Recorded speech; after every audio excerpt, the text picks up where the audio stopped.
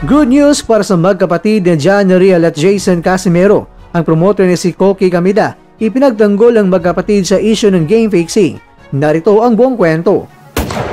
November 11, 2025 sa araw ng Martes, sinabi ni Koki Kamida na walang basihan at walang katotohanan matapos umalingaw-ngaw sa Pilipinas ang balitang di umano'y game fixing o pagbebenta ng laban ng dating 3-division world champion na si John Riel Casimero kontra yan kay Kyunnosuke Kamida. Agad itong sinagot ni Koki Kamida, ang promoter at founder ng Saiko X Last Promotion, at siya rin ay dating 3-division world champion mula sa Japan.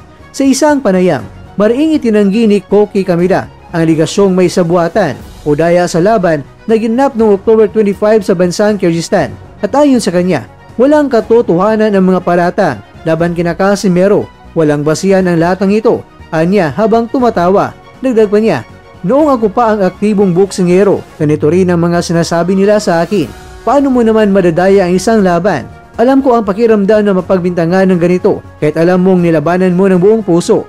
Ang issue ay sumiklab nung maglabas ang ulat, ang Daily Tribune ng Pilipinas noong November 1, na kung saan sinabi ng Games and Amusements Board na magsasagawa ito ng imbestigasyon sa laban ni Casimero at ni Kamida. Nagsimula itong mga kwento mula sa isang video post ni Coach Jason Casimero